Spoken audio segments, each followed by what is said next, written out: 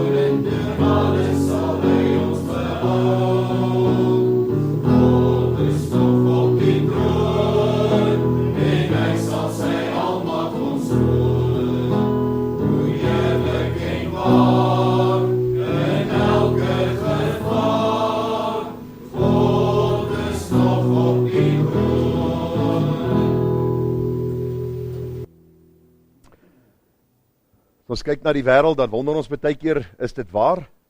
Maar ons weet God se woord is waar, dat hy die een is wat regeer, en dat hy ook sy ewige koninkryk sal kom vestig. Hierdie Halleluja lied 244, gee vir ons 'n groot waarheid deur, wat sê, staan op vir Jesus, o helde van die kruis, verhoog sy krygsbaniere, deur al die stryd gedruis, deur stryd lei tot oorwinning, die heiland keer op keer, tot hy oor elke vyand vir ewig heers as Heer. As 3 verse, ons sing die eerste, die derde en die 4de vers, van Halleluja lied 244 saam.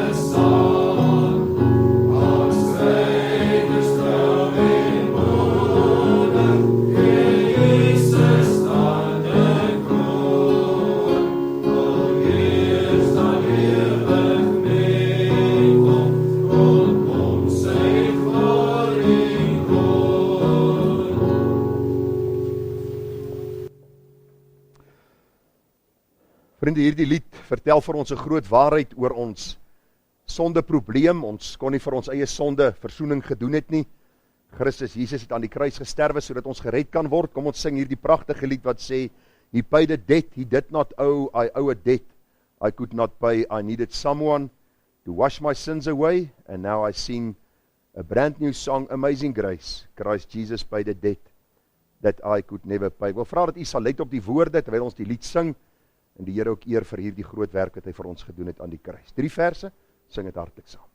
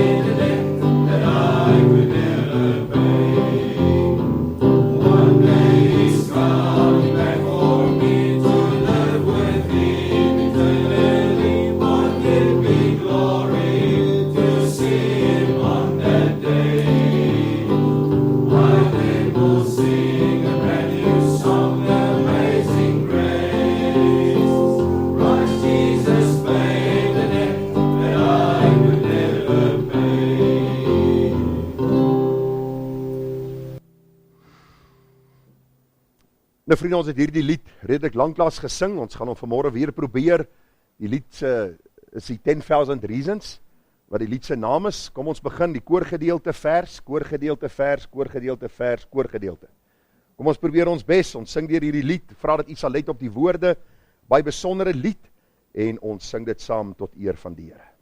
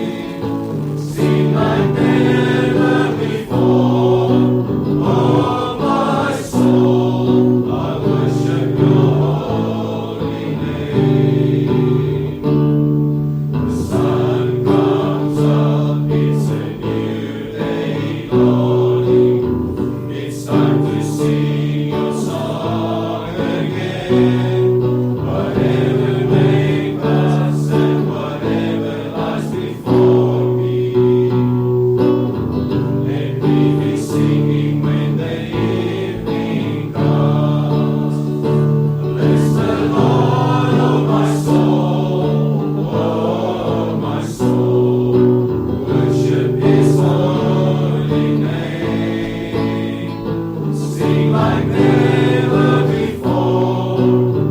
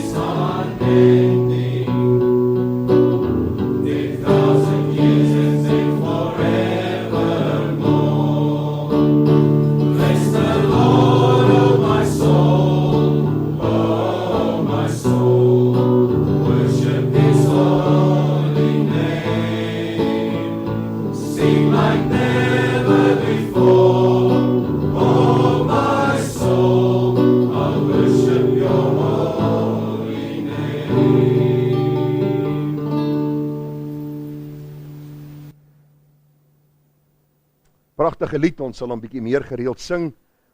Dankbaar ook vir Eben se goeie voorbereiding. Ek en hy werk so in die week saam, en ons sing vir mekaar ook, maar dit is absoluut privaat tussen ons twee, so as u wil weet hoe klink dit, u sal dit nooit hoor nie. Ons sing hierdie laaste lied staande saam, What gift of grace is Jesus my Redeemer, there is no more for heaven now to give, He's my joy, my righteousness and freedom, my steadfast love, my deep and boundless peace. 'n Pragtige lied, ek vra dat u sal let op die woorde. Ons sing die 4 verse van hierdie besondere lied, ons sing dit staande saam as ons die noot kry.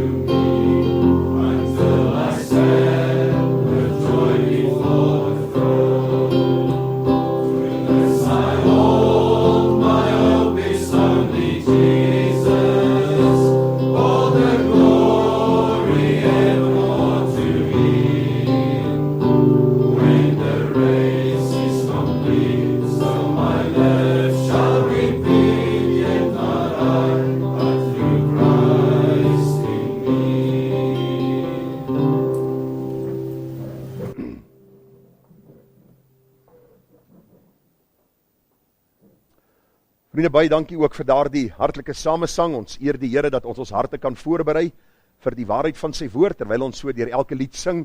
Ek vertrou dat u gelet het op die woorde van elke lied en dat u ook u hart voorberei het om vanmôre te hoor wat die Here deur die waarheid van sy woord tot ons harte wil spreek.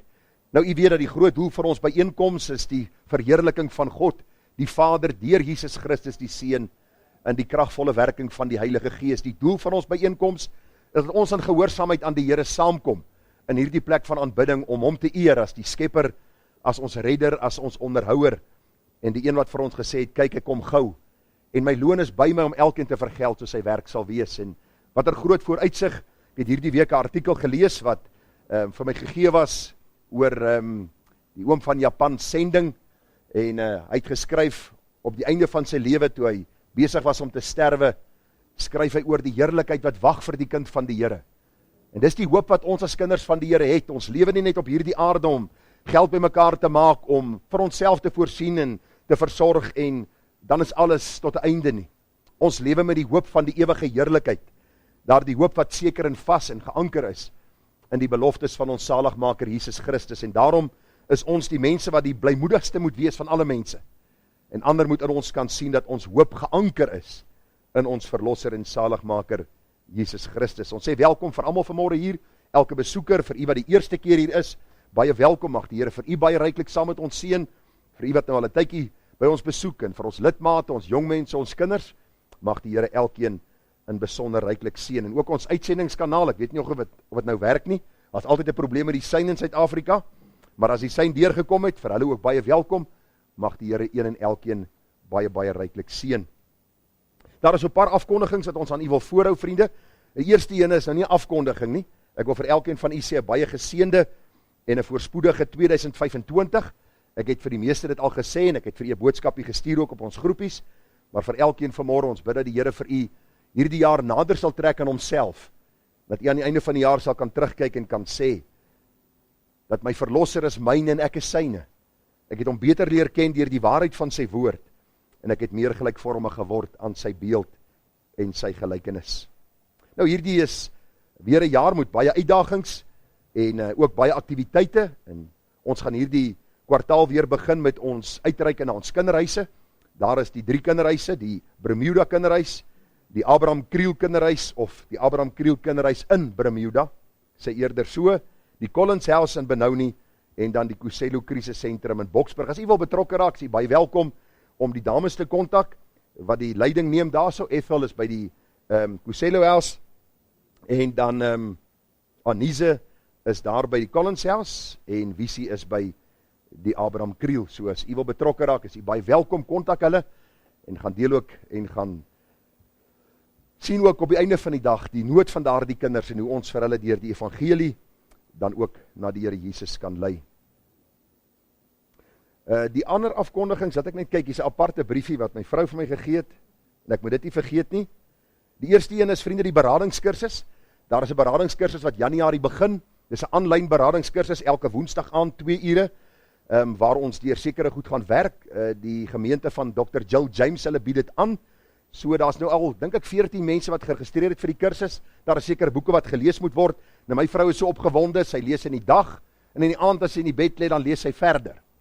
Nou, sy is besig met een van die boeke wat gaan oor die verkeerde diagnoses wat mense vandag maak, van mense wat glad nie siek is nie. Hulle is miskien depressief, of miskien dra hulle so 'n bietjie laste in die lewe, en dan word hulle dadelik op medikasie geplaas. En as u gaan kyk na die liefling van Loftus, Hougaard, Derek Hougaard, as u nou sy verhaal lees, dan sê hy die grootste skade wat in sy liggaam gekom het, is weens die medikasie, wat hulle vir hom gegee het, terwyl hy maar bietjie depressief was, het hulle hom eintlik gediagnoseer as siek. En dis die eerste een van die boeke wat gelees moet word, baie insiggewend, as 'n mens van 'n ander perspektief hierdie dinge lees, want meeste mense dink dat sielkunde 'n wetenskaplike rigting is, en vriende, dit het niks te doen met die wetenskaplik. 'n Sielkundige laat jou lê op 'n bank, of laat jou sit by 'n tafel, en hy vra vir jou, wat is fout met jou? En dan sê jy vir hom, ek voel nie lekker nie. En dan sê hy vir jou, maar hoor, daar's baie ander wat ook soos jy voel. En dan het hy 'n lys van omtrent so 300-400 diagnoses. En luister wat ek vir u sê, as jy om die draai ry na die volgende een toe, gaan hy vir jou 'n hele ander diagnose gee. En die volgende een weer 'n ander diagnose. So, die hele doel van die kursus is dat ons mense kan begelei vanuit God se woord. Hy is ons skepper. Hy weet wat in ons siele aan die gang is. Hy weet van ons menswees, hy weet van ons probleme, hy weet van die uitdagings in ons lewe, en daarom het sy woord vir ons 'n tydige antwoord en 'n oplossing, om dan ook deur die krisistye in ons lewe te kom. So is baie welkom as u die kursus wil bywoon. Dit moet 'n jaar van commitment wees, waar u gaan toewy om te lees, en dan elke Woensdag aand, is ook nou nie elke Woensdag aand nie, maar meeste van die Woensdag aande 2 ure, wat dit 'n aanlyn kursus sal wees. En dan die Bybelleesprogram, as u saam met ons die Bybelleesprogram volg, Dis agter op ons kalender. U sal sien die kalender, as u nog nie een gekry het nie, vra asseblief vir Ethel vir 'n kalender. Aan die agterkant ons Bybelleesprogram, as u hom saam met ons volg, vandag Genesis 9 en 10. U sal sien 2 hoofstukke 'n dag en ons gaan deur sekere van die Ou Testamentiese historiese boeke werk en dan ook die poëtiese boeke en dan sekere van die Nuwe Testamentiese boeke. U is baie welkom om vir u 'n kalender dan te kry. Die teebeerte lys, ek wil vra agter is die teebeerte lys. U kan maar net kyk, die name verskyn daar en as u daardie dag miskien nie hier is nie, kan u net reiling maak met een van die ander sustertjies vir die teebeerte dan ook vir die kwartaal wat voorlê. En dan môre aand het ons 'n bestuursvergadering daar by ons huis om 6:00, die bestuursvergadering waarvoor u ook asseblief kan bid. Daar is 'n klompie verjaarsdae. Vanmôre is daar 3 mense wat verjaar. Zanike Geldenhuys verjaar vanmôre, en Tannie Hannetjie van Jaarsveld en Rensha Venter wat vanmôre verjaar. Nou hulle kan nou opstaan. Tannie Hannetjie is oud, ek wil nie sy moet te lank staan nie. En dan Lia Botha verjaar die 7de, Lynn Marie de Tooy verjaar die 9de en dan ook Rufus Spotsma die 9de en Ela Foster. Nou ek dink daar's net 3. 2 van die 3 wat vanmôre verjaar en die ander nou maar baie hartlik geluk ook vir julle. Mag die Here vir julle ryklik seën. Nou Tannie Annetjie is ver gevorder op die pad en Zanike is nog jonk, maar mag die Here julle voetstappe rig. Dieselfde Bybel rig ons voetstappe. Dieselfde waarheid van God se woord lei ons en mag julle dan ook 'n getuie vir die Here wees daar waar julle geplaas het. Baie hartlik geluk hier namens die gemeente, dan ook vir al die ander wat verjaar die week wat nie vanmôre hier is nie, baie hartlik geluk ook in hulle afwesigheid. En dan vriende, die laaste maar nie die minste nie, ons bankbesonderhede, baie dankie vir elkeen se getrouheid in die gee van die tiendes en offergawes. Ons dank die Here vir die wyse waarop hy vir ons gemeente sorg en vir elkeen wat getrou is, nie net in die gemeente nie, ook hulle wat inskakel en wat op so 'n manier deel is van ons gemeente, wat ook deel in die inkomste en uitgawes, en ons dank die Here ook vir elkeen se getrouheid. Hierdie vers is vir my 'n besondere vers in die Bybel waar die Here sê dat God het 'n blymoedige gewer lief. En as u die Ou Testament lees, dan sal u sien op 'n stadium met Dawid so 'n bietjie toerusting en bietjie goed bymekaar gemaak vir die bou van die tempel en hy moes die volk gestop het. Hulle het naderhand soveel gegee. Want u sien die hartsgesindheid was gewees, alles behoort aan die Here. En soos u weet in ons gemeente kom eis ons nie op ons pond vleis af nie. Ons gaan nie by u huis 'n draai maak en klop aan die deur en vir u vra waar is u bydra nie. Ek dink dis 'n saak tussen ons en die Here en die Here sê ons kan God nie beroof nie. En u kan gaan lees in Maleagi 3 en ek glo elkeen is getrou en ek dank die Here ook vir die getrouheid van die gemeente, die besoekers en elkeen wat deel is van ons gemeente en mag die Here elkeen van u baie ryklik seën. Net so kort verhaaltjie voor ons by die opneem van die tiendes en offergawes kom. Toe ek in Vredendal gemeente was, het ek 'n afspraak gehad met 'n prokureur wat 'n besoek het in ons gemeente. En hulle het nuut ingetrek in die dorp en hy het begin besoek by ons gemeente en hy sê vir my, kan die aand 'n draaibom kom maak en ek kom daar by hom aan en in dieselfde tyd toe kom die persoon van die ander gemeente waar hy eintlik lidmaat was daaraan. Ek kom met die Bybel daaraan en die ander man kom met die kollekteboek daaraan. En nou moet u self vir u dink waar die man toe lidmaat geword. Nie omdat ek met die Bybel gekom het en die ander man met die kollekteboek nie, maar omdat die waarheid van God se woord belangriker is as enigiets anders. As die Here ons harte in die hande kry, dan kry die Here ons beursie in die hande, dan kry die Here ons lewe in die hande, ons tyd en al die dinge wat daarmee gepaard gaan. En mag die Here ook in hierdie jaar ons harte maak tot troon vir hom, sodat hy ook daarin kan woon. Ons gee geleentheid vir die broeders om net vir ons die offergawe op te neem. Baie dankie.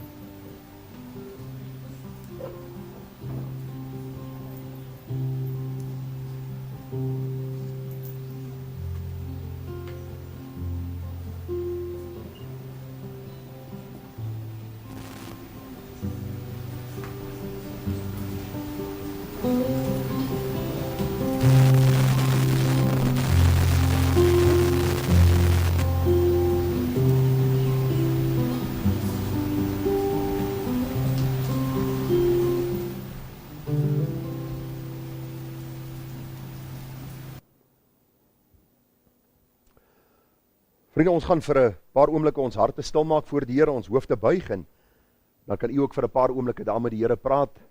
Die Here sê vir ons nog voor ons 'n woord uitspreek, dan weet hy daarvan en dit is vir my altyd so kosbaar as ons vir 'n paar oomblikke net kan stil word en vir die Here vra, Here spreek, want u diensknegt en u diensmag luister. Daarna sal ek ons begelei in die gebed as gemeente en vir die Here vra om homself te verheerlik in ons midde. Kom ons buig ons hoofde, dan bid ons saam.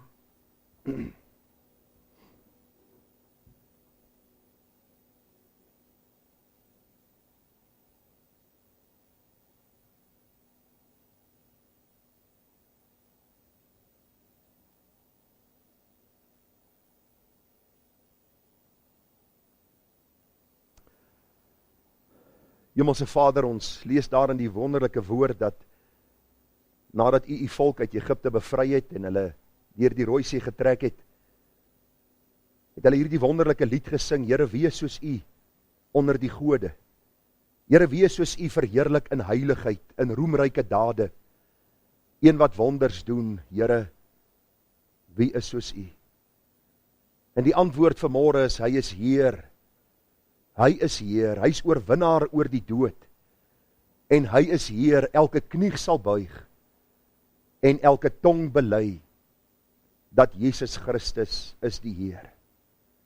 Vader, baie, baie dankie dat u ons bevoorreg om vanmôre in u teenwoordigheid te mag inkom deur Jesus Christus, wat vir ons die weg gebaan het. Wat 'n groot voorreg het u ons as mense kinders aangedoen om u Vader te kan noem, deur Jesus ons middelaar, ons redder, ons verlosser. Baie dankie dat u ons nie as wese agtergelaat het nie, maar u Heilige Gees aan ons geskenk het, en u Gees wat aan ons woon, roep uit, Abba Vader. En ons begeerte is vanmôre, Vader, dat u verheerlik sal word, deur die Seun, in die kragvolle werking van die Heilige Gees. Die Bybel is baie duidelik, as Jesus verhoog word mense na hom getrek, want hy is die een waaroor alles gaan, hy is die leeu van Juda, hy is die blink môre ster, hy is die skone roos van Saron, hy is God in ons midde, en daarom dank ons u Here, dat ons u kan eer en dien, as hierdie heilige drie-enige God. En die gebed en begeerte van my hart is, dat u dit nou baie stil sal maak in ons harte, dat ons die dinge sal vergeet wat verby is. U alleen weet hoe besig ons lewe is, u alleen weet van al die uitdagings, die hartseer, die kommer, die blydskap en die vreugde, maar ons vra Here dat ons nou alles sal afweer en sal konsentreer op dit wat u deur u woord en deur u knegt aan ons wil spreek. En ons vra as Here spreek, want u diensknegt en u diensmag luister. Baie dankie dat u gekies het om deur die dwaasheid van die prediking die wat glo te red. Daarom gaan dit nie vanmôre oor Paulus en Apollos en Cephas, Gerard Bekes of enige een nie. Dit gaan oor Christus en hom as gekruisigde. En ek bid vir elke ander plek waar hierdie woord en hierdie waarheid vanmôre gepredik sal word, dat u Vader deur u Gees harte sal oortuig van sonde, geregtigheid en oordeel, en u kinders sal lei in die volle waarheid. Gemeente, genade, barmhartigheid en vrede word vir u geskenk van God ons hemelse Vader en ook van ons dierbare Here Jesus Christus. En dit word kragtig menigvuldig deur die werking van sy Gees, ook hier by ons. Amen. Nou vriende, ons gaan vanmôre 'n samevatting doen van die wet en die geloofsbelijdenis gaan ons hanteer. So kom ons kyk vanmôre 'n bietjie in Matteus 22, die 34ste tot die 40ste vers, na wat die Here vir ons wil leer. Nou, wat ek maar kan sê is dat Matteus 22 verwys terug na Exodus 20, waar die volk by die berg Sinaï is en die Here die wet aan hulle gee. Hierdie volk hoor God se stem van die berg, en die Bybel leer vir ons dat hulle so gevrees het, dat hulle vir Moses gevra het, praat jy asseblief met ons en nie God nie, anders sterwe ons. Het is my so interessant dat elke Jan Rapp en sy maat vir ons deesdae sê, God het vir my gesê, om vir julle te sê, God praat met my. Terwyl toe die Here gepraat het met die volk, het hulle so gevrees, dat hulle verkies het dat Moses eerder met hulle kommunikeer. En ek het een ding agtergekom, dat ons nie regtig besef en verstaan wie God is nie. Ons is besig met die boek Ester in ons huisgodsdiens, en dan in my stilte tyd ek besig, ek het klaar gemaak met die boek Josua, en ek sien in hierdie hele verhaal en in hierdie hele omvang van die gebeurtenis en die geskiedenis, dat Josua telke male vir die volk sê, vrees God en hou sy gebooie.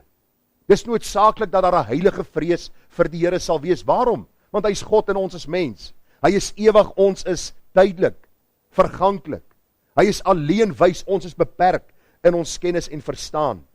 Hy is almagtig en vriende, ek is deesdae so swak. Ek sê vir my vrou, ek kan nie glo dat ek gedink het ek is Rambo toe ek jonk was nie.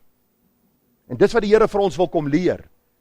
Dat hy God is en ons moet hom vrees en hom dien met eer en met daardie nodige toewyding tot ons hom in sy heerlikheid sal sien. En nou sien ons in die Nuwe Testament, God word mens. Die Bybel sê toe Christus gebore is, Immanuel, God met ons. Hy wandel op aarde, lewe sondelose lewe. En daar was gereelde konfrontasies met die Fariseërs en die Sadduseërs. En gereeld het die Here hulle aangespreek. En soos een persoon eendag gesê het, dat toe dit kom by die Fariseërs en Sadduseërs, het die Here Jesus letterlik, kan ons maar dit sê met baie respek, die handskoene uitgetrek. Want hierdie mense hulle self so regverdig, dat hulle hierdie vrome mense is, terwyl die Here hulle harte geken het. En nou sê die Bybel vir ons dat, alhoewel die Fariseërs en Sadduseërs vyande van mekaar was, die Fariseërs het geglo aan die opstanding, aan engele, aan lewe na die dood, terwyl die Sadduseërs nie daaraan geglo het nie. Maar toe dit kom by die Here Jesus, en dit kom by hulle eie behoud, en hulle eie voorspoed, onder die Romeinse regering, het hulle almal saam vergader teen Jesus. En die Bybel sê, in vers 35, een van hulle, 'n wetgeleerde, 'n slim man, het 'n vraag gestel om hom te versoek en gesê, Meester, wat is die groot gebod in die wet? Jy moet nou u self indink wat hier gebeur, die stobberige strate, hierdie massa mense wat saam is, hierdie slim man kom en hy sê vir die Here, sê gou vir my, wat is die groot gebod? Haal een uit die 10 uit, en sê vir my, watter een is die belangrikste? Sonder om te aarsel sê Jesus, jy moet die Here jou God lief hê met jou hele hart, en met jou hele siel, en met jou hele verstand. Dis die eerste en groot gebod, en die tweede wat hiermee gelyk staan, en met jou naaste lief hê, soos jouself, aan hierdie 2 gebooie hang die hele wet, en die profete. Mense is so lief om te sê, ek het 'n vrye wil, en ek lewe my lewe soos ek wil. Luister, jy het nie 'n vrye wil nie. Jou wil is gebonde deur sonde, soos my wil gebonde is deur sonde, en jy behoort aan een, of jy is 'n slaaf van die sonde, of jy is 'n slaaf van Christus. Jy doen of die wil van jou vader, die duiwel, of jy doen die wil van jou vader, die Here God van die Bybel. So dit is die hele gedagte van die Bybel. Daarom is mense wat op hierdie vrye wil kwessie steun en staan, en eintlik half met argumente na jou toe kom, mense wat nie verstaan dat die skrif vir ons sê, daar is niemand regverdig nie, selfs nie een nie, daar is niemand wat na God vra nie. So ek vra jou vanmôre, hier aan die begin van die erediens, is jy 'n vrywillige slaaf van Christus, of is jy nog 'n slaaf van sonde? Daarom kom die oproep, jy moet die Here jou God lief hê, met jou hele hart, met jou hele siel, en jou hele verstand. En dit gebeur wanneer God deur die werk van wedergeboorte, my lewe kom verander, my denke kom vernuwe, deur sy gees my help en leer, vanuit sy woord om hom lief te hê. En nou baie belangrik vriende, hierdie liefde moet deursyfer na my naaste. Sê gou vir my, wie is jou naaste? Die een die naaste aan jou. Daardie vrou, sien sy dat jy Jesus dien? Sien die man in die huis dat jy Jesus dien? Die kinders, sien hulle dit? Kan die kinders sê die ouers dien Jesus? En dan sê die Bybel vir ons, ons moet ons vyande lief hê, en ons ken wat die Bybel ons leer. Daarom pleit ek by u dat u so 'n bietjie deur Eksodus 20 gaan lees vanmiddag, sal sien die samevatting van die wet, hoe dit hierdie liefde vir God en die liefde vir ons naaste insluit. Mag die Here ons genade gee om dit te doen met ons hele hart, siel en verstand. Ons gaan nou stadebelydenis, algemene ongetwyfelde Christelike geloof. Elkeen spreek in sy naar hart saam met my die volgende woorde, en dan gaan ons hierdie pragtige gesang 245 saam sing. Kom ons staan. Nou vriende, as gemeente bely ons dat ons glo in God die Vader. Hy is die Almagtige, hy is die skepper van die hemel en die aarde. Ons glo in Jesus Christus, sy eniggebore Seun, ons Here. Hy is ontvang uit die Heilige Gees, hy is gebore uit die maagd Maria, hy het gelei onder Pontius Pilatus. Hy is gekruisig, gestorwe en begrawe en het neergedaal in die onderste dele van die aarde. Hy het op die 3de dag weer opgestaan uit die dood, opgevaar na die hemel en sit aan die regterhand van God die almagtige Vader, van waar hy sal kom om te oordeel die lewende en die dode. Ek glo in die Heilige Gees en ek glo aan 'n heilige algemene Christelike kerk, die gemeenskap van die heiliges, die vergewing van sondes, die opstanding van die liggaam en 'n ewige lewe.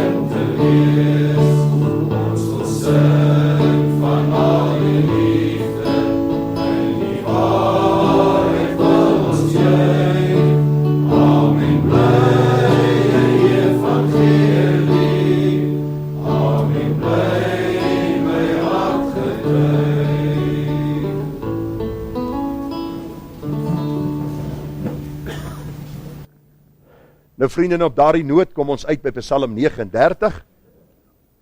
En ons gaan hom nie sing nie, ons gaan hom lees vanmôre, en ons gaan hierdie baie besondere woorde aanhoor. Jy moet onthou, elke keer as ons die woord van God lees, is dit God self wat met ons praat, die enigste boek in die wêreld wat geïnspireer is deur die Heilige Gees. Dis nie woorde oor God nie, dis die woord van God. En daarom, wanneer ons die Bybel lees, het daar altyd hierdie diepe bewuswording van God wat met ons praat, die ontsag in ons harte vir hierdie meester, die skepper van hemel en aarde, en die een wat met ons bemoeienis aangegaan het, en in liefde vir ons ook sy woord gegee, die kosbaarste boek wat ek en jy vanmôre in ons huis kan hê. Daarom is het belangrik om die Bybel te lees. Jou kinderliedjie sê, wonderbaar boek, sal sy blaaie deursoek, sal dit lees en gehoorsaam. Dis 'n wonderbaar boek. Ek hoop dat die woord vir u die kosbaarste besitting is, om te lees en te hoor wat God vir my wil sê, vanuit die blaaie van die Bybel. Kom ons lees saam vanmôre, Psalm 39, soos jy weet, ons besig met die reeks boodskappe vanuit die boek Psalms. Nou, ons is al 'n geruime tyd besig daarmee. Ons het dit onderbreek met die 53 belangrike verse in die woord, en ek kyk nog na 'n reeks wat ek wil hou saam met die boek Psalms. Miskien gaan ek deur die boek 1 en 2 Petrus spreek, vers vir vers, daardeur werk, so in 'n maand of 2 se kant. Ek weet nou nie wat presies gaan gebeur nie. Mense het gevra rondom my gesondheid. Ek gaan hierdie maand, as die Here my spaar, vir die oblation, hulle sê se oblasie, maar dit klink vir my amper soos iets wat jy by die seestrand kry. Die oblation is waar hulle in die hart in gaan werk, om hierdie ekstra hartklop uit te sorteer, en dan moet ek een of ander stadium gaan vir die knieë. Nou, Ja, dit is nou toe ek jonk was, toe ek gedink het ek was Rambo. En nou kom ek agter ek is riempies. As baie dingetjies wat fout gaan. Maar dankie vir u gebede, maar soos die tyd verloop sal ons een kennis stel van die reekse wat ons sal bring, en dankie dat u saam met ons ook bid. Kom ons lees saam Psalm 39, vir die musiekleier vir Jeduthun, 'n psalm van Dawid. Ek het gesê, ek wil my wee bewaar, sodat ek nie sondig met my tong nie. Ek wil my mond in toom hou, solank as die goddelose nog voor my is. Ek was stom in stilte, ek het geswyg, ver van die goeie af, maar my smart is aangewakker. My hart het warm geword in my binneste. 'n Vuur het ontvlam by my gesig. Ek het gespreek met my tong. Here, maak my einde aan my bekend en wat die maat van my dae is. Laat my weet hoe verganklik ek is. Kyk, u het my dae 'n paar handbreedtes gemaak en my leeftyd is soos niks voor u nie. Ja, as spiere nietigheid staan elke mens daar, Sela. Die woordjie Sela beteken dat 'n mens 'n oomblik sal neem en sal dink aan wat die psalmdigter nou gesê het. Vers 7, waarlik, die mens wandel as skadubeeld rond, ja, hulle woel verniet, hulle stapel op en weet nie wie dit sal insamel nie. En nou, wat verwag ek, o Here? My hoop is op u. Red my van al my oortredinge. Maak my nie 'n smaad van die dwaas nie. Ek is stom. Ek sal my mond nie oopmaak nie, want u het dit gedoen. Neem die plaag van my weg. Ek vergaan vanweë die bestryding van u hand. Digtig u die mens met strawwe oor die ongeregtigheid. Dan laat u sy skoonheid vergaan soos deur 'n mot. Ja, elke mens is 'n asemtog. Sela. Hoor Here my gebed en luister na my hulpgeroep. Swyg nie by my trane nie, want ek is 'n vreemdeling by u, 'n bywoner soos al my vaders. Wend u oog van my af, dat ek vrolik kan word voordat ek heen gaan en daar nie meer is nie. Ons gaan net tot sover saam lees uit God se wonderlike woord. Die gebed van my hart is dat die Here vir ons baie ryklik sal seën by die oordenking daarvan. Ons teks van oordenking vanmôre dan vers 6, Psalm 39, vers 6. Kyk, u het my dae 'n paar handbreedtes gemaak en my leeftyd is soos niks voor u nie. Ja, as spiere nietigheid staan elke mens daar. Sela. Die tema van vanmôre se boodskap is dan die verganklikheid van die mens. Die verganklikheid van die mens. En nou kan jy miskien daar by jouself dink, nou, kon nou Gerard nie 'n beter tema gekies het vir die eerste Sondag van 2025 nie. Kon hy nie vir ons iets gegee het wat ons so bietjie, laat goed voel het en nie laat uitsweef het en ons amper sê die 2025 tegemoet kan gaan met 'n blymoedige hart nie. Nou ek hoop hierdie boodskap gaan dit doen. Want jy sien, die oomblik wanneer ek besef hoe verganklik ek is, die oomblik as ek dit besef, dan begin ek voluit lewe. Want dan besef ek elke dag is vir my geleen. Ek moet vandag voluit lewe. Ou dag is nie vir my beloof nie. En daarom moet ek elke dag aangryp as 'n geskenk uit die hand van die Here. Daarom hoop ek dat die tema, die verganklikheid van die mens, u nie depressief sal maak nie, maar dat u sal luister en opgewonde hier sal uitstap met 'n blydskap in u hart, dat u die nuwe jaar tegemoet kan gaan. Eendag op 'n slag, oë gefestig op die Here Jesus, die leidsman en volëinder van ons geloof. Nou, toe ek hierdie Psalm voorberei het hierdie week, het ek gedink aan die verhaal wat ek gelees het of die onderhoud wat ek gehoor het. Ek kan nie presies onthou nie, maar wat het oorgegaan het of waaroor het gehandel het, was hulle het gepraat met die oudste dame op daardie tyd op aarde. Sy was 134 jaar oud.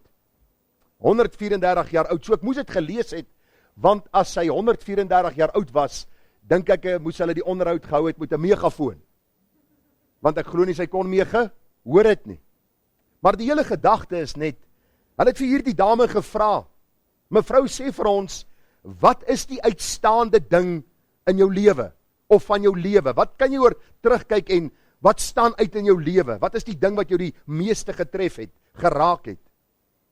En ons kan miskien dink op 134 jaar oud, soos hy gesê het, die dood van 'n kind, of 'n kleinkind, of 'n geliefde, of my man, of miskien toe ek in 'n ongeluk was, of wat ook al, dinge wat met ons gebeur in ons lewe.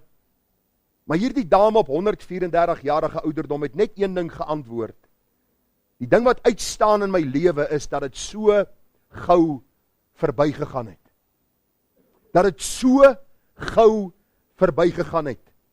Ons lees van die man Jakob wat voor Farao staan en Farao praat met hom en hy vra vir hom, luister, wie is jy? En Jakob het Farao geantwoord en het gesê dat die dae van my jare, van my vreemdelingskap is 130 jaar. Min in getal en vol teëspoed was die dae van my lewensjare en hulle het nie gehaal by die dae van die lewensjare van my vaders gedurende die dae van hulle vreemdelingskap nie. Jy sien vriende, dit is die hele gedagte wat ons vanmôre ook uit Psalm 39 gaan raak sien, is dat ons lewe baie kortstondig is. Ons is verganklik. Ons lewe gaan gou verby. Miskien sit jy vanmôre hier en daar is baie probleme in u lewe en jy dink by jouself, man, ek wens die dood wil kom, dat ek net kan klaar kry met hierdie mekaar lewe. Dan wil ek jou vra dat jy sal ophou wens. En dat jy God sal dank dat jy nog lewe. Dis 'n geskenk uit sy hand, maar dat jy ook sal besef dat ek en jy verganklik is en dat ons met wysheid ons lewe moet leef om die Here in alles te verheerlik. Daar is een ding wat soos 'n paal bo water staan in hierdie Psalm, en dit is die feit dat tyd baie vinnig verbygaan en dat ons baie verganklik is as mens. Ek lees dit gou weer vir 'n paar verse om hierdie klem te lê op die gedagte van die verganklikheid van die mens. Dawid sê, Here, maak my einde aan my bekend en wat die maat van my dae is. Laat my weet hoe verganklik ek is. Kyk, jy het my daar 'n paar handbreedtes gemaak en my leeftyd is soos niks voor u nie. Ja, as spiere nietigheid staan elke mens daar. Waarlik die mens wandel as skadubeeld rond. Ja, hulle woel verniet, hulle stapel op en weet nie wie dit sal insamel nie. Die verganklikheid van die mens, tyd wat baie vinnig verbygaan. Ons lewe op aarde wat maar 'n spikkeltjie is, 'n oomblik van ons geboorte tot die dag dat ons sterwe. Nou vriende, as ons kyk na Psalm 39, dan sien ons, dit handel oor Dawid wat 'n psalm dig, hy skryf, en hierdie psalm gaan in besonder oor sonde, wat Dawid gedoen het. Het jy dit raak gelees? Dit is baie interessant dat die oorgrote meerderheid van Dawid se psalms sluit in sonde waarmee hy geworstel het. Terwyl ek hierdie psalm voorberei hierdie week toe, dink ek by myself, ek wonder waar kom die kerke aan hierdie ding van, ek is my van geen ding bewus nie. Ek kom in my geestelike lewe op 'n plek waar ek kan sê ek is voor God en voor mens met 'n rein gewete. Die apostel Paulus, toe hy hierdie woorde geuiter het, was dit in die saak waarvan hulle hom beskuldig het. Hy het nie gepraat oor sy lewe in die breë nie, want u sien, ons staan as skuldenaars voor God elke dag. Dis 'n geestelike hoogmoed en 'n boosheid van Satan in die kerk van die Here Jesus, om vir ons te sê, ons kom op 'n punt in ons geestelike lewe, waar ons kan sê dat ons van geen ding bewus is nie. Nie eens koning Dawid, die man na God se hart, het op daardie punt in plek in sy lewe uitgekom nie. Die Here sê, as ons sê dat ons nie gesondig het nie, mislei ons onsself en die waarheid is nie in ons nie. So as jy vanmôre sê, ek is my van geen ding bewus nie, is jy heel moontlik 'n kind van die duiwel. En die waarheid is nie in jou nie. Want God sê, as jy gesê het dat jy nie gesondig het nie, mislei jy jouself. Die misleiding van self, vriende, is seker die grootste ding en die grootste plaag wat die kerk van die Here Jesus tref. Hoor wat sê koning Dawid in hierdie psalm oor sy sonde. Hy sê in vers 11, neem u plaag van my weg. Ek vergaan vanweë die bestryding van u hand. Tugtig u die mens met strawwe oor die ongeregtigheid. Dan laat u sy skoonheid vergaan soos deur 'n mot. Ja, elke mens is 'n asemtog. Nou hierdie woordkeuse, dan laat u sy skoonheid vergaan soos deur 'n mot. Ek het gewonder, nou wat wil Dawid vir ons kom sê? Nou het u al klere en 'n kus geberre, daardie besondere klere wat jy graag in die winter wil aantrek. En dan nie by wintermaand kom jy en jy maak daai tas oop en jy haal daardie rok of lambroek of wat ook al uit en jy sien die gate soos die motte dit gevreet het. En dis die beginsel. Dawid sê ons lewe is soos daardie kledingstuk wat vergaan, wat die motte verniel.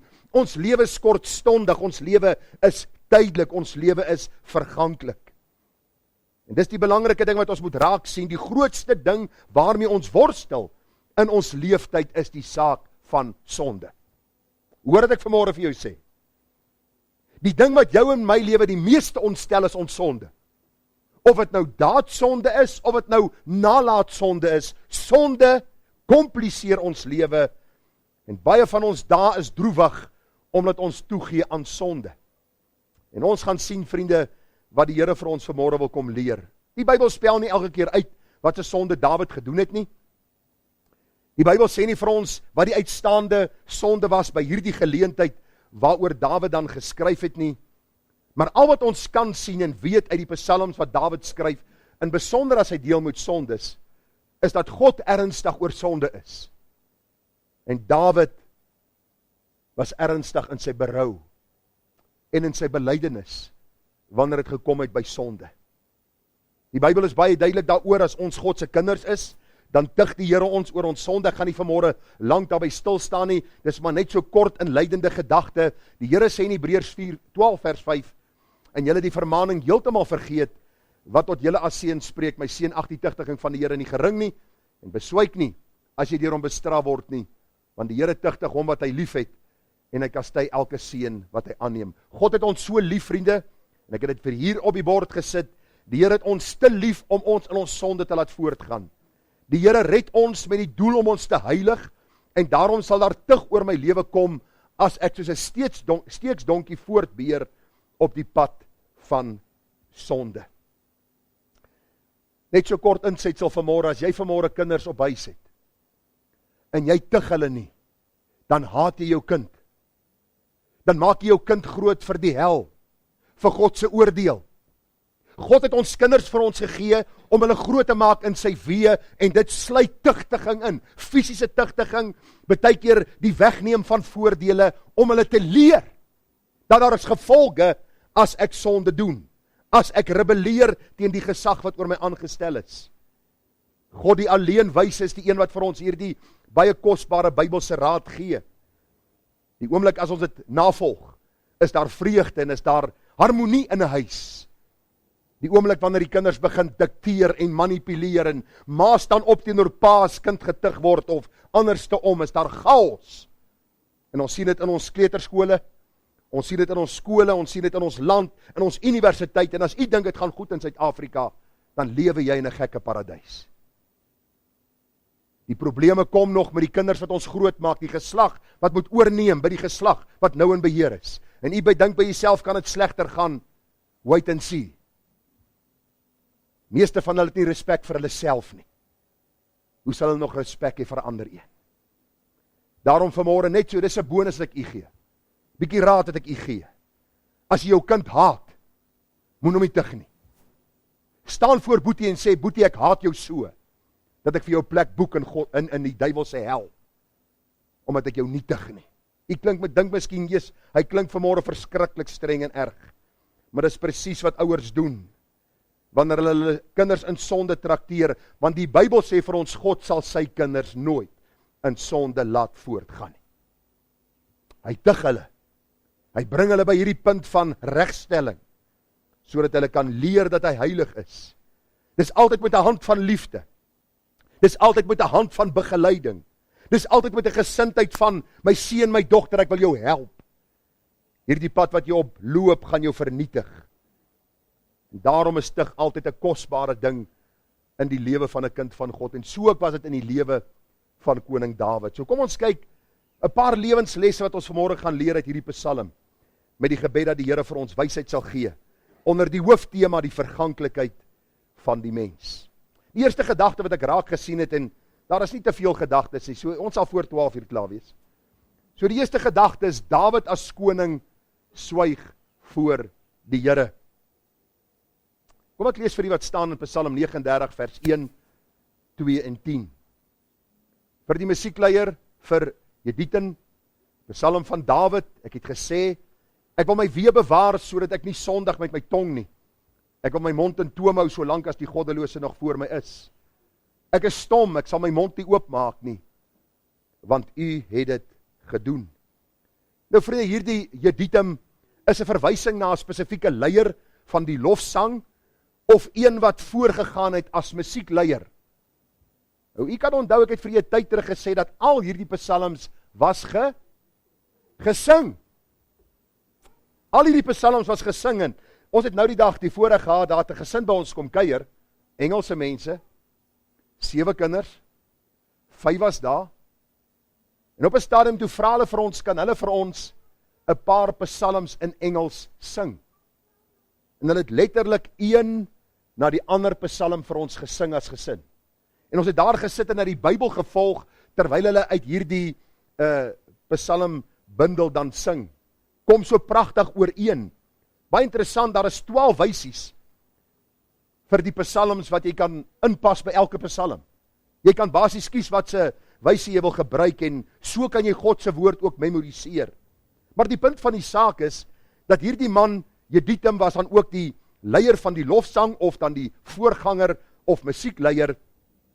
En die Bybel sê vir ons, dat hierdie psalm uiteindelik 'n weemoedige wysie gehad. Waarom? Want Dawid het gesondig. Luister vriende, sonde kan ons nie blydskap bring nie. Sonde bring nie opgewondenheid in ons harte nie. Ek weet nie manne, laas was u bly oor u sonde nie.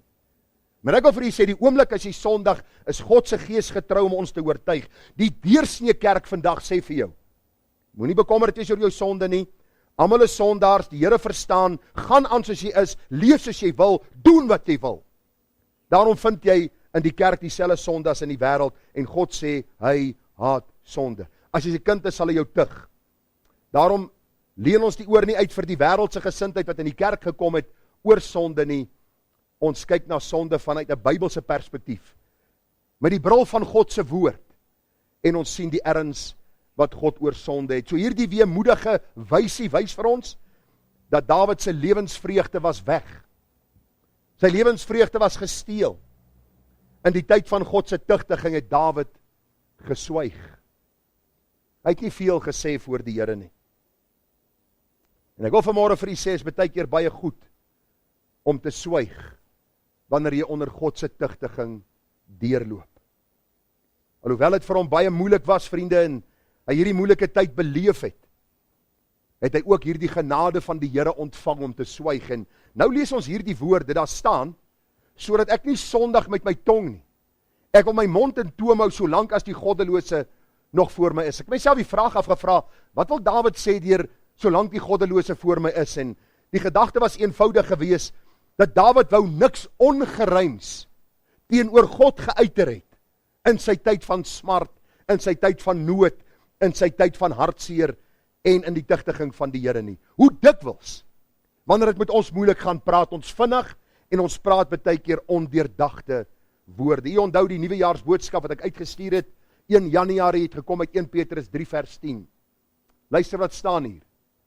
Want wie die lewe wil lief hê. Jy en ek kan die lewe geniet. Dis 'n geskenk uit die hand van God. Maar daar's 'n paar voorwaardes. As jy die lewe wil lief hê en goeie dae wil sien, moet hy sy tong bewaar van wat verkeerd is, en sy lippe dat hulle geen bedrog spreek nie. Hy moet afwyk van wat verkeerd is en doen wat goed is. Hy moet vrede soek en dit najag, want die oë van die Here is op die regverdiges. Sy ore tot hulle gebed, maar die aangesig van die Here is teen die kwaaddoeners. Dawid is God se uitverkore koning. Hy is die Here se kind, hy is die man na God se hart. Dawid sondig, die Here tugtig hom, en Dawid vra in die eerste plek, Here, help my om te swyg. Help my om eers stil te wees, en eers hierdie saak biddend voor u uit te maak. En die toepassing wat ek vanmôre wil maak, en dit wat ek na jou en my wil bring vanmôre is, wat hoor die goddelose as ek en jy swaar kry? Wat hoor die ongeredde mens as ons onder God se tugtiging deurloop? As daar iets met ons gebeur wat ons nie verstaan nie. Wat hoor die man by jou werk, die ander kinders by jou skool, die mense by die universiteit of waar ook al, wat hoor hulle as ek en jy deur stryd gaan? Is daar hierdie murmurering, opstand teenoor God? Hierdie gesindheid van, luister, ek hou nie van wat God doen nie, ek sal maar op my tande kners en maar probeer verdra dit wat God oor my toelaat. Dr. Warren Wiersbe het gesê, hy sê, silence sometimes is louder than speech. Know when to speak and when to be silent. Selfs wanneer ons swyg, moet daar nie 'n gesindheid van rebellie en opstand wees nie. Maar selfs in hierdie gesindheid moet ek die Here verheerlik. Hoor wat sê die halfbroer van Jesus, Jakobus, in sy brief wat hy geskryf het, Jakobus 1:26. Hy sê, as iemand onder julle meen dat hy godsdienstig is, en sy tong nie in toom hou nie, maar sy hart mislei, die godsdienst van hierdie man is te vergeefs. Wat hierdie vers eenvoudig sê, as ek sê ek's kind van God, en ek uiter woorde van rebellie teenoor God, en ek praat graag oor mense, dan mislei my hart my, dan is my godsdienst eintlik niks seggend nie. Dan is ek eintlik besig soos die fariseërs en sadduseërs, om godsdienst te speel, in plaas van om in erns voor die Here te wandel. Sê gou vir my, watter voorbeeld kan ons vanmôre na vore bring? Van 'n man wat deur geweldige stryd gegaan het, nie noodwendig tug van die Here nie, maar 'n beproewing wat God oor sy pad gestuur het. Job, verseker, altyd 'n kosbare voorbeeld om na te gaan. Wat gebeur met Job? Die Bybel sê op een dag, sê gou vir my, as ek klaar is, gaan ek 'n uitnodiging maak. Nie dat jy moet staan nie, dat jy net vir my moet sê, of een van u wat vanmôre hier sit, al hierdie goed beleef het, wat Job beleef het. En as u nie u hand opsteek nie, dan mag u van vandag af verder nie kla oor u omstandighede nie. Op een dag word sy beeste 500 paar, as ook 500 eselinne geroof. Die Bybel sê, terwyl Job daar sit, kom die volgende dienskneg aan, en hy sê vir Job, 7000 stuks kleinvee is deur vuur verteer, nogal die vuur van die Here, sê die dienskneg. Luister, Job sit nog steeds op dieselfde plek, hier kom die volgende man, jy sien die stofstreep, en hier kom sy dienskneg aan en sê vir hom, sy 3000 kamele is geroof. En terwyl die een nog spreek, kom die ander een aangehardloop, en hy sê, jou 7 seuns en 3 dogters is almal dood.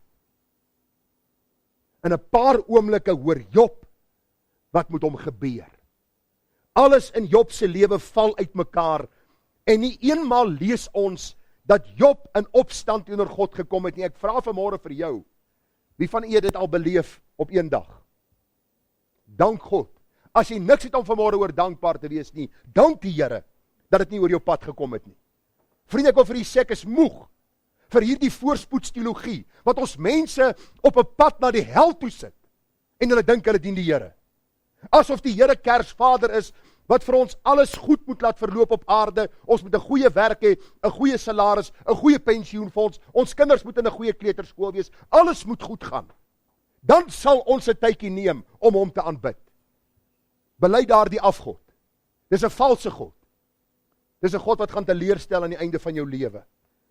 Die God van die hemel en aarde sê, hy sit ons deur die smeltkroes van die lewe. Ons beleef nou die stryd. Ons dra nou die kruis om die kroon eendag te ontvang. Job se gesindheid was gewees. Daar was hartseer. Job het nie gekoordans toe hy hoor alles is geroof en sy kinders is dood nie. Kinders van die Here is nie belaglik nie. Ons is nie 'n spot vir die wêreld nie. Ons is ook mense wat hartseer toon. Ons is mense wat hierdie emosie het. Tipies van die Jode het Job sy mantel geskeur en hy het sy hoof geskeur en in aanbidding op die grond geval. Hoor Job se woorde, hy sê, naak het ek uit my moeder se skoot gekom en naak sal ek daarheen terugkeer. Die Here het gegee en die Here het geneem, die naam van die Here sy geloof. Wanneer laas het jy, nadat jy geweldig baie tyd spandeer het aan jou stokperdjie, en aan jou kar wat jy so mal oor is, en in jou huis, en jy het nie tyd om die Bybel te lees, en jy het nie tyd om te bid nie, wanneer laas jy gaan stilstaan en na hierdie goed gekyk, en gesê, ek gaan niks van hierdie goed kan saamvat nie. Ek is besig om ouer te word, en ek gaan sterf, wie sin sal dit word? Ons weet nie.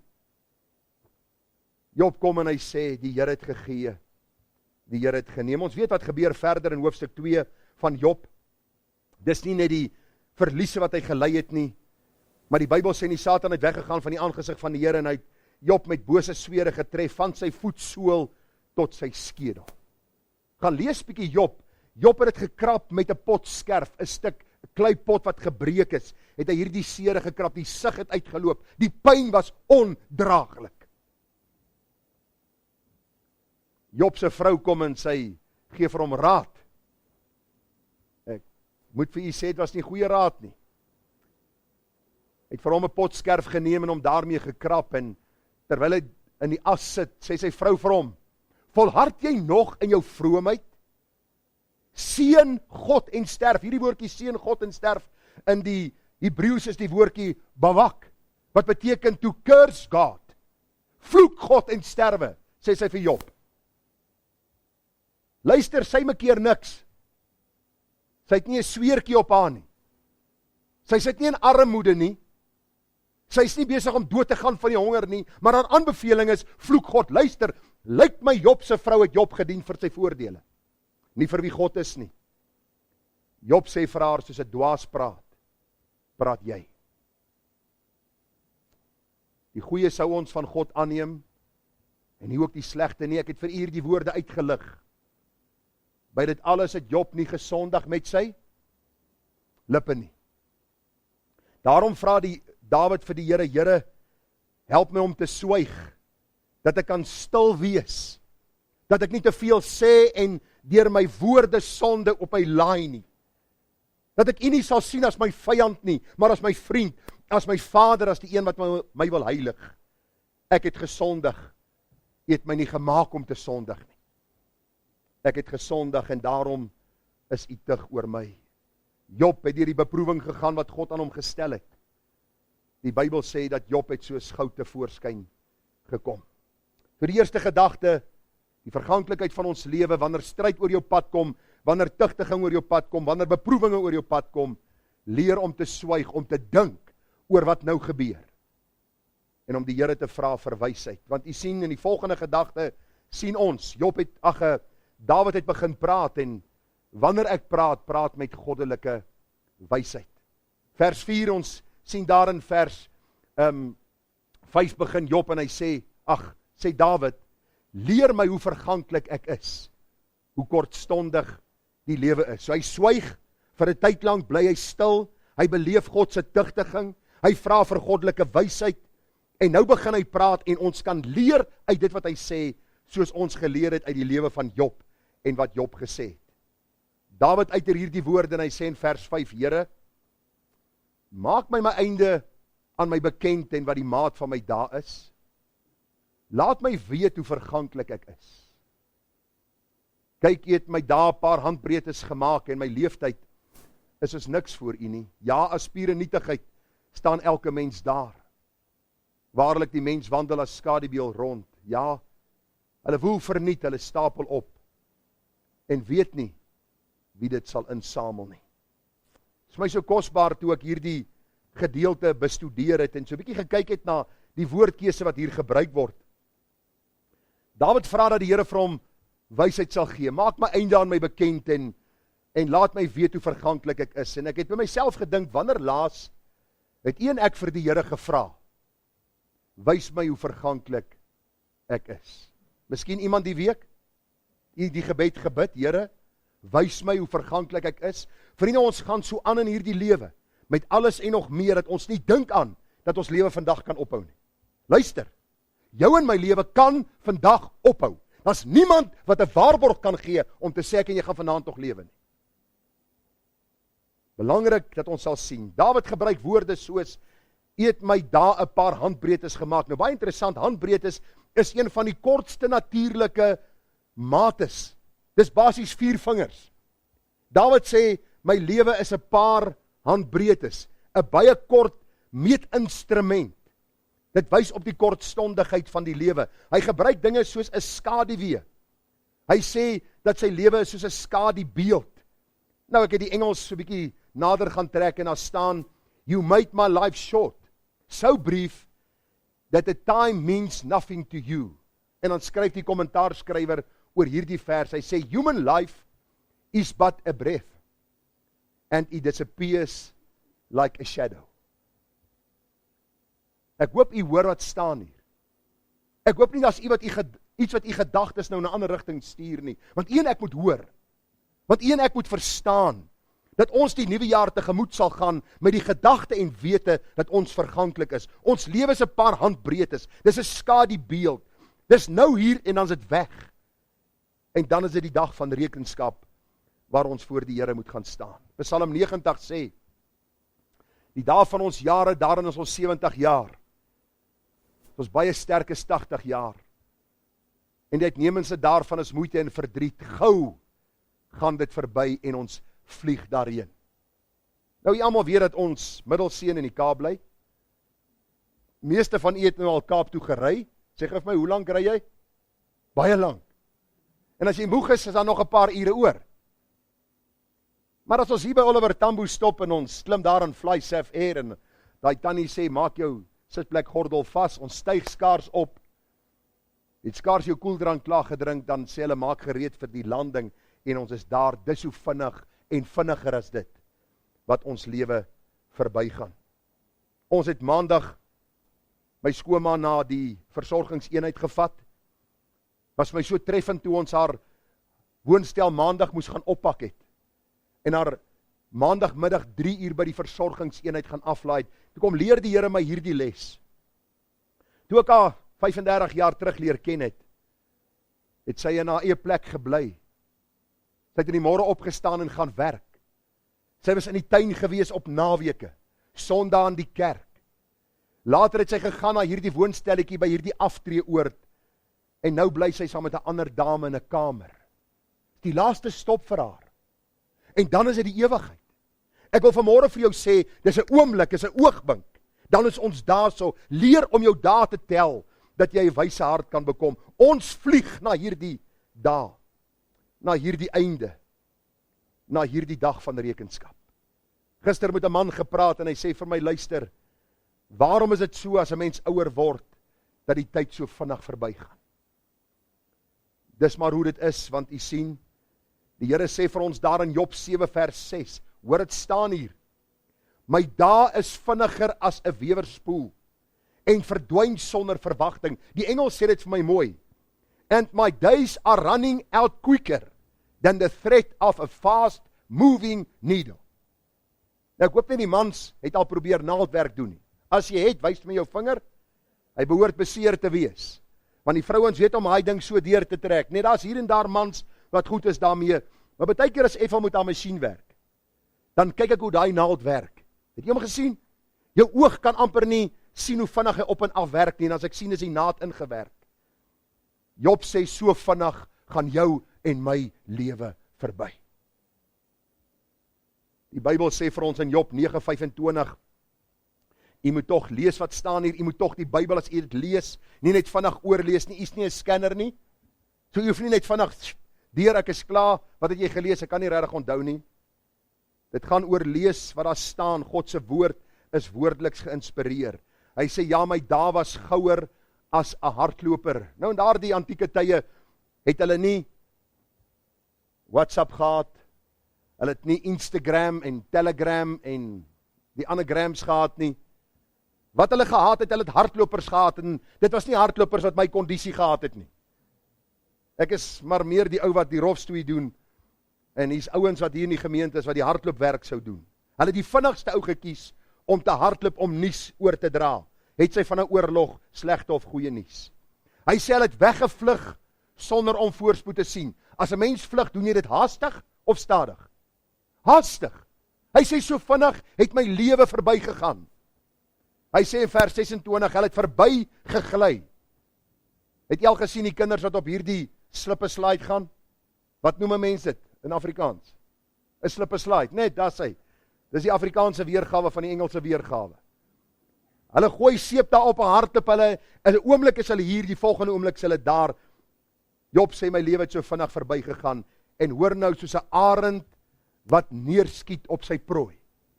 Daai prooi weet nie as die arend is op pad nie, in 'n oomblik het die arend die prooi en hy's weg. Die Here sê, so vinnig sal my en jou lewe verbygaan. Job 14 vers 1, die mens uit 'n vrou gebore, is skort van dae en sat van onrus. Hy spruit uit soos 'n blom en verwelk. So 'n paar dae terug toe, kom ek in die tuin en ek sien die mooiste 2 rose. En ek pluk dit vir my vrou en ek sit dit vir haar daar in 'n potjie in die kamer met 'n ou briefietjie by. En ek het gedink die blomme sal miskien 'n bietjie langer hou. 'n Paar dae. Dis daar die pragtige mooi wit en rooi roos weg. Sy maak hulle nou droog, sy pars hulle nou.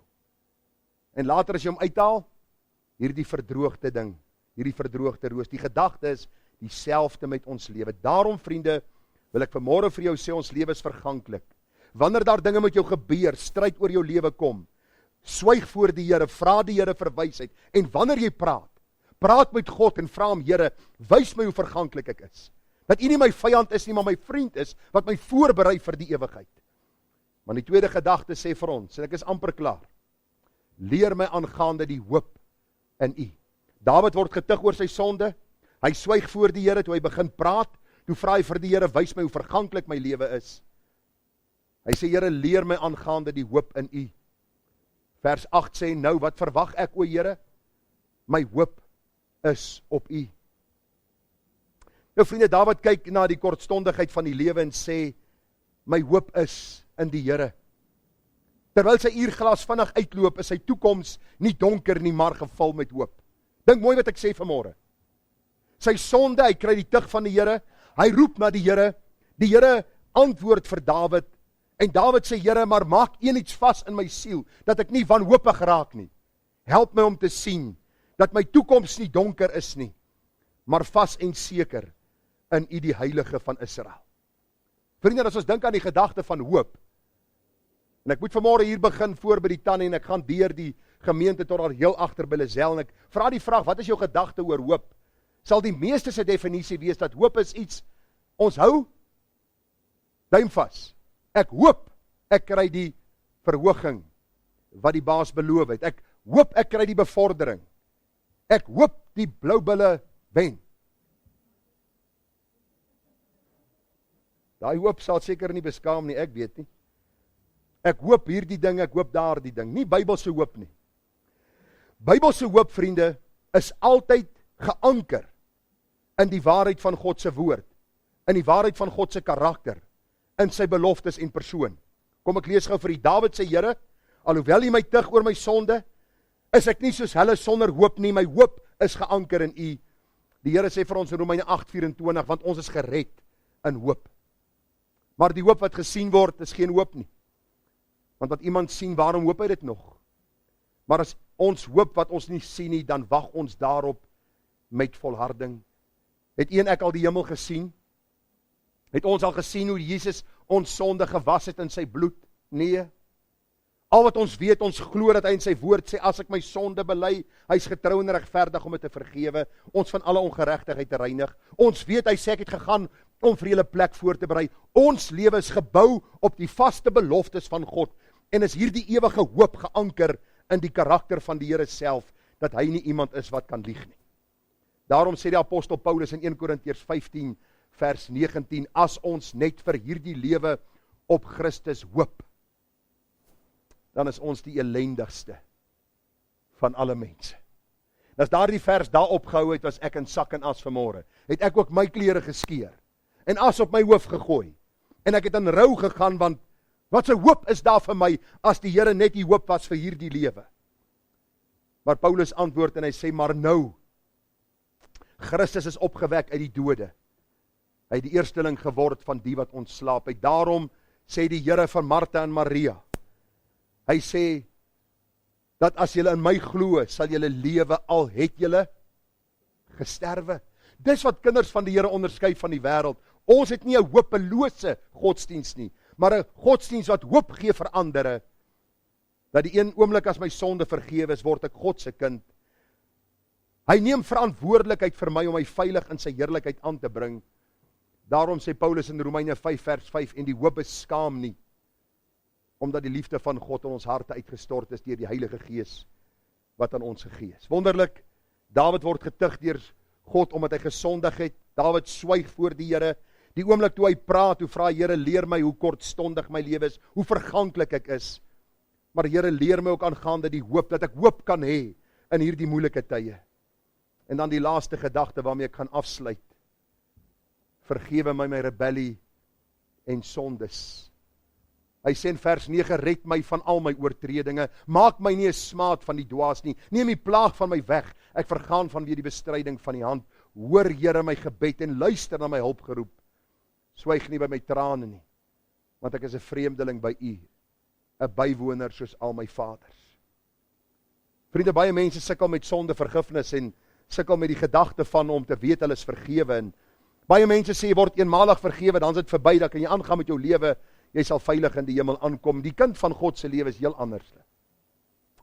Ons word eenmalig God se kind. Maar luister, die reinigingsproses is deurgangs. Tot die dag dat ons die Here sal sien in sy heerlikheid soos hy is.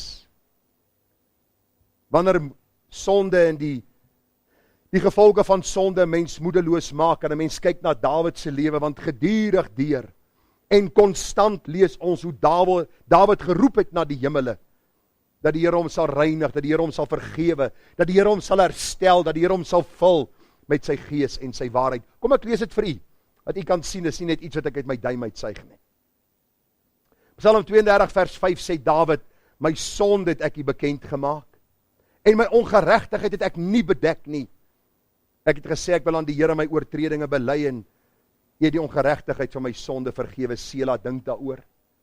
Waarom sukkel mense met sonde vergifnis, en waarom sukkel hulle met die wete dat hulle sonde vergewe is, en die dankbaarheid vir sonde vergifnis?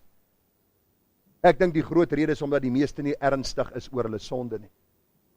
Baie bely sonde so in die verbygang. Here, dankie vir die kos, en dankie my vrou vir my heerlike beestert gekook het, en ons dankie vir u goedheid, en vergewe sommer al ons sondes. Amen. Kom ons eet. Dis nie sonde vergifnis nie. Dis nie berou oor sonde nie. Dis nie 'n ernstige verstaan van ek het oortree teenoor my Vader en my God nie. Daarom sê Dawid baie duidelik, hy sê, ek het my sonde nie bedek nie. Ek het my oortredinge bely, hoor die woorde. My trane, daar soms trane oor ons sonde. Wanneer laas het ek en jy geween oor ons sonde? Dis belangrik, want dit bring hierdie heling wat God ons gee. Psalm 51 vers 4, was my heeltemal van my ongeregtigheid en reinig my van my sonde.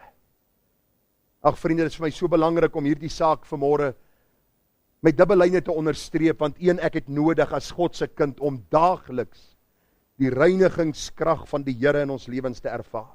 Daagliks raak ons voete vuil in hierdie wêreld. Daagliks sondig ons deur woorde, gedagtes en dade. Daagliks het ons nodig om te vra, Here, deurgrond my o God. Ken my, toets my en ken my gedagtes. En wys my of daar 'n weg is van smart en lei my op die ewige weg. Efesiërs 1:7, dit staan op my pa se grafsteen geskrywe. Dit was in ons gemeente in Kreersdorp op daardie hoeksteen geplaas. En hom het ons die verlossing deur sy bloed, die vergifnis van die misdade na die rykdom van sy genade. Die wonderlikste vir my van Christendom is dat ek vergifnis nie verdien nie. Dis genade uit die hand van die lewende God. En dan wil ek u vat na hierdie laaste vers. Ek het so 'n bietjie van die Grieks bygesit om vir u dit te verduidelik, dat ons kan verstaan wat die konteks is, want Dawid het gereeld gebid dat die Here sy sonde sal vergewe en sal reinig. Hy het nie elke keer gevra, maak my u kind nie. Dawid het geweet hy's God se kind, maar hy het geweet hy soms soos 'n stout rebel. Dan gaan hy na sy vader soos die verlore seun en hy sê, Vader, ek het gesondig teenoor u in die hemele. 1 Johannes 1:7 sê, maar as ons in die lig wandel, soos hy in die lig is, dan het ons gemeenskap met mekaar. En die bloed van Jesus Christus, sy seun, reinig ons van alle sonde. Nou vriende, hierdie woordjie, die bloed van Christus reinig ons van alle sonde, is die woordjie kataritsu haimas. Ek het die woordjie bietjie gaan navors, en dit beteken continues to clean us, to keep clean what it has made clean, for it requires the same merit and energy to preserve holiness in the soul of man as to produce it. Dieselfde God wat my gered het, dieselfde bloed wat my gereinig het van my sonde, is dieselfde God wat my in stand hou en deurgangs reinig en heilig, sodat ek rein voor God kan wandel. Daarom kan ons net sowel sê, en die bloed van Jesus reinig ons gedurig deur van al ons sonde. As ons sê dat ons geen sonde het nie, as jy vanmôre daar sit en jy sê ek is my van geen ding bewus nie, bely jou sonde van hoogmoed en jou sonde van bedrog. Want die Here sê, as ek sê ek het geen sonde nie, mislei ek myself, en die waarheid is nie in ons nie. As ons sondes bely, is getrou en regverdig, om ons die sonde te vergewe en van alle ongeregtigheid te reinig. Wat wil die Here vir ons kom leer? Soos hierdie man Dawid met sonde geworstel het. En die Here vir hom kom wys in die eerste plek, dat hy moet swyg voor die Here. Moenie te gou praat, en skade en skande bring op die naam van die Here voor die goddelose, wat jou sien en jou hoor en na jou luister nie. Ons moet anders wees as hulle. Wanneer ek praat, vriende, praat met wysheid. Vra Here, leer my hoe verganklik ek is. Leer my dat my dae maar kortstondig is. Leer my aangaande die hoop in U, daar's altyd hoop op vergifnis, maar die ewige hoop van die ewige lewe. Vergewe my rebellie en sondes, want luister, niemand sondig per toeval nie. Ons almal sondig omdat ons dit wil doen. Dis die hartseer, baie keer weet ons, wat ek nou gaan sê is verkeerd, maar ons bly in 'n demokratiese land, so ek kan sê wat ek wil sê, wanneer ek dit wil sê, soos ek dit wil sê, aan wie ek dit wil sê, en ek gee nie om, hoe ek dit sê nie. En as ek dit klaar gesê het, en die Heilige Gees woon in my, dan skeer my hart, en ek sê, Here, hoe dwaas kan ek net nie wees nie. Die vers wat u moet memoriseer die week, Psalm 90 vers 12. Leer ons om ons dae so te tel, dat ons 'n wyse hart mag bekom. Ek het vir u gesê, dis 'n bemoedigende boodskap, toe ek begin het. Ek hoop u is bemoedig, want u sien hoe verganklik u is. En as u en ek sien hoe verganklik ons is, dan gaan ons hier uitstap en sê, Here, nou wil ek voluit leef vir u, in daaglikse afhanklikheid van u. En wanneer u tug, gaan ek swyg voor u. Ek gaan vra dat u deur u Gees my sal wys wie ek is, en dan ook my sal help om 'n getuie na buite uit te leef. Dat daar altyd hoop is in Christus. Hy is my anker, hy is my rots, en hy is my bergvesting. Kom ons bid saam.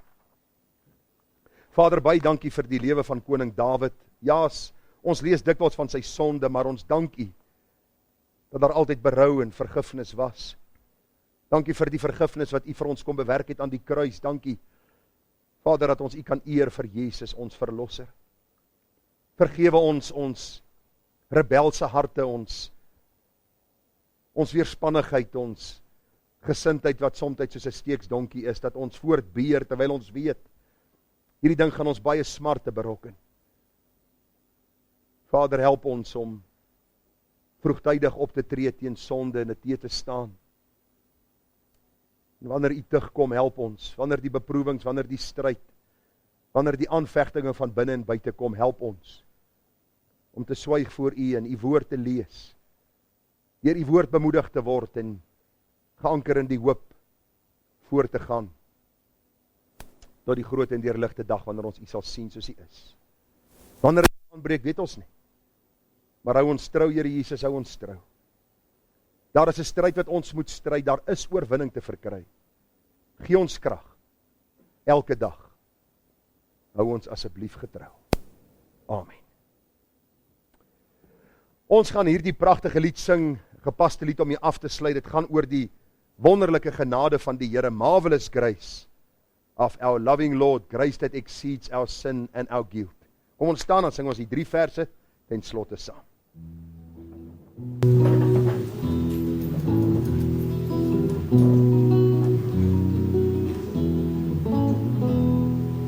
Marvelous grace of our loving Lord, grace that exceeds our sin and our guilt, yonder on Calvary's mount outpoured, when the blood of the Lamb was spilled. Grace, grace, God's grace, grace that will pardon and cleanse within. Grace, grace, God's grace, grace that is greater than all our sin. Sadness there like the sea waves cold, rent the soul with infinite loss. Grace that is greater, yes, grace untold, points to the refuge, the mighty cross. Grace, grace, God's grace, grace that will pardon and cleanse within. Grace, grace, God.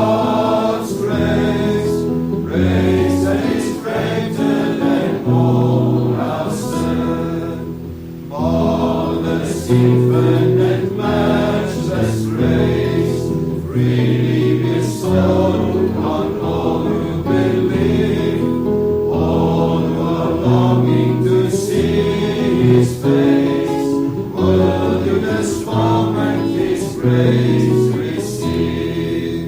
Grace, grace, God's grace, grace that will pardon and cleanse within.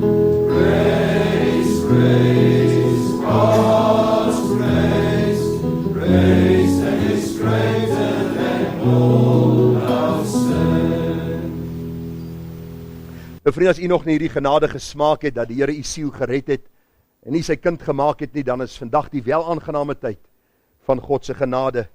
Wat kan ons doen? Ons kan net roep na die hemele, en vra, o God, wees ook vir my sondaar genadig. En as daar die genade in ons lewens, vriende, posvat, as die Here ons kom red, dan beloof hy, die goeie werk wat hy begin, sal hy voleindig. Mag die Here vir ons 'n wonderlike 2025 gee, waar ons die oog gefestig hou op Jesus. Ontvang die seën van die Here, dan gaan hy in sy vrede. Die genade van ons Here Jesus Christus, die liefde van God ons Vader en die troopsoekende gemeenskap van sy Gees, wees en bly met elkeen tot ons Here Jesus weer sal kom. Amen.